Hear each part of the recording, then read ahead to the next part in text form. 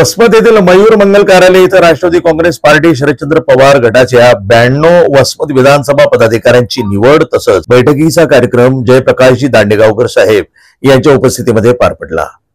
या प्रसंगी दिलीपरावजी चव्हाण जिल्हाध्यक्ष हिंगोली, उमेश देशमुख युवा जिल्हाध्यक्ष हिंगोली तसंच पदाधिकारी यावेळी मोठ्या संख्येने उपस्थित होते।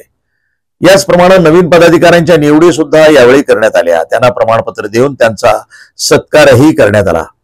येणाऱ्या निवडणुकीच्या काळात पक्षवाढीसाठी त्याप्रमाणेच पक्षासाठी अहोरात्र काम करण्यास आम्ही तयार आहोत असं यावेळी नवीन पदाधिकारी बोलताना म्हणाले। प्रांताध्यक्ष जयंतरावजी पाटील साहेब आणि या हिंगोली जिल्ह्याचे नेते आदरणीय जयप्रकाशजी दांडेगावकर साहेब यांच्या नेतृत्वावर विश्वास ठेवून या वसमत विधानसभा मतदारसंघातील असंख्य तरुण कार्यकर्त्यांनी, ज्येष्ठ कार्यकर्त्यांनी आज राष्ट्रवादी काँग्रेस पार्टीमध्ये या ठिकाणी प्रवेश केलाय आणि आम्ही त्या ठिकाणी सर्व सेलच्या वसमत तालुका कार्यकारिणी असेल, युवक कार्यकारिणी असतील आणि सर्व सेलच्या या ठिकाणी मोठ्या प्रमाणामध्ये आज नियुक्त्या केलेल्या आहेत। येणाऱ्या काळामध्ये ही दीड महिन्यामध्ये वसमत विधानसभेचं या ठिकाणी विधानसभेच्या निवडणुका आहेत। त्या विधानसभेच्या पार्श्वभूमीवर आम्ही या तालुक्यामध्ये संघटन वाढीसाठी आणि आदरणीय जयप्रकाशजी दांडेगावकर साहेबांच्या विजयासाठी या ठिकाणी प्रयत्न करणार आहोत आणि त्या ठिकाणी या संघटन बांधणीच्या दृष्टिकोनातून हा या ठिकाणी बैठकीचा कार्यक्रम आयोजित घेतला।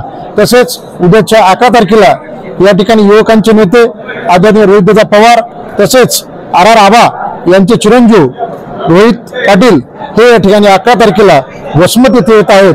त्या वसमत येथे येण्याच्या त्यांच्या बैठकीच्या निमित्ताने देखील आज आम्ही आजच्या बैठकीच्या माध्यमातून नियोजन केलेलं आहे। ज्या ज्या पदाधिकाऱ्यांच्या निवडी झाल्या त्यांनी पक्ष बांधणीसाठी काम करावं आणि दांडेगावकर साहेबांचे विचार हे या वसमत विधानसभा मतदारसंघातील सामान्य माणसापर्यंत, तळागाळातील माणसापर्यंत पोहोचून पक्ष बांधणीसाठी काम करावं। प्रतिनिधी नंदू परदेशी, वसमत, हिंगोली, NTV न्यूज मराठी।